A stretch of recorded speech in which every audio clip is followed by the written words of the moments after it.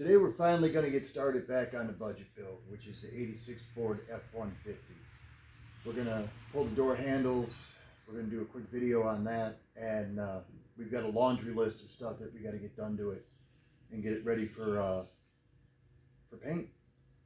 Everything else is pretty much done, all the mechanicals are done, and we've got 34 days before this thing is supposed to be at the Redneck Rumble. I don't know if we're going to make it, but we're going to try. So I'll be back in a second and we will get this going. Alright, what you're going to basically need for this job: 11 millimeter. I chose a 1/4 inch drive, it's just smaller, it's easier to get into spaces. And a flashlight, because you cannot see what's back there. You've got 2 access holes right here.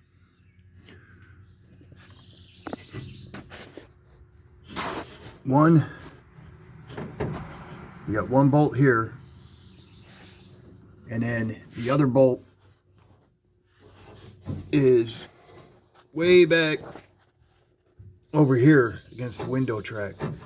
So what you got to do in orientation, there's a bolt down here which holds the bottom part of your window track.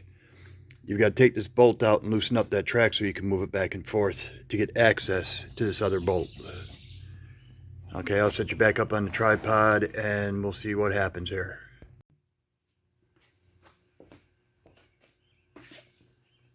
Now that I'm on my old man stool, first thing you want to do is get rid of this extension real quick.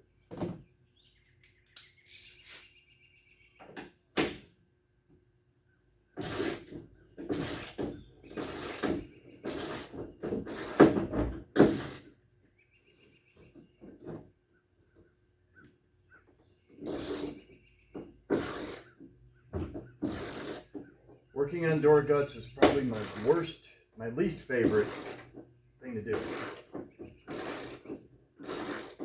As you think from the factory, they'd actually open the door up enough or have an access panel to where you could actually get into stuff and work on what's needed. But the newer they are, the more they design them where you cannot work on them.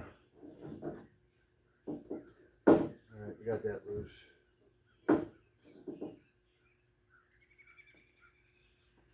Now we need to put the extension back. And before we loosen those, we've got to get in there. This is where the flashlight comes in handy.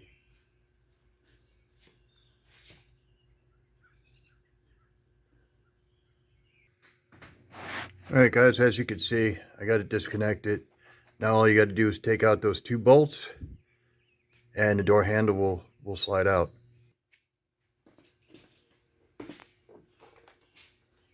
Alright, the back bolt behind the track, you have just enough room to get an 11 millimeter short well. Idealistically a 1/4 inch drive because it's smaller.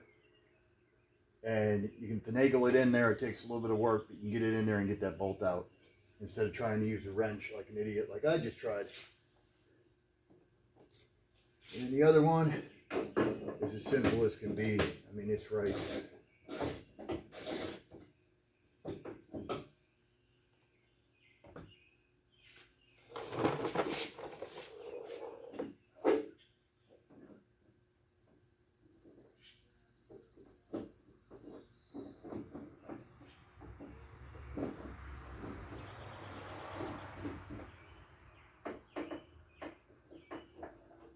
Like that.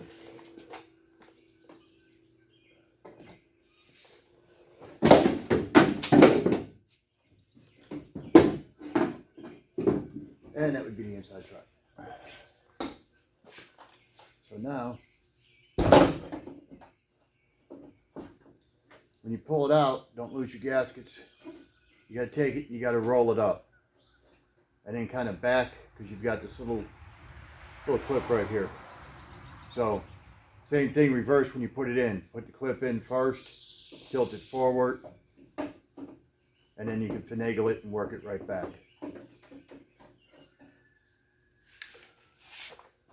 about it.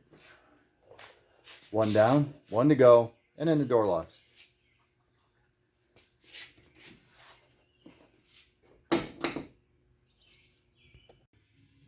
Hey guys, I want to point this out real quick. When you put the bolts back in the door handle here, all right, look at this bolt here. Okay, it actually threads in at an angle, so don't force it. Let it take its natural path. It's tapped. It's not tapped straight in. It's tapped like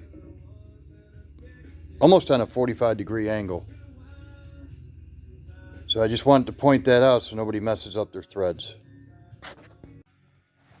Now the door lock is basically the same scenario. You can see you got the red clip. I already got the rod out, but you've got this little red clip here, and same thing. You gotta take the little small piece and move it around the rod, and then the rod comes out. This is good.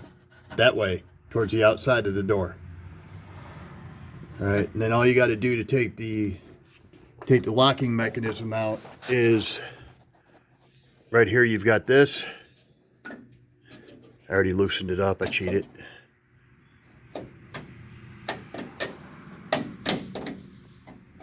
A lot easier two-handed, but the clip comes out.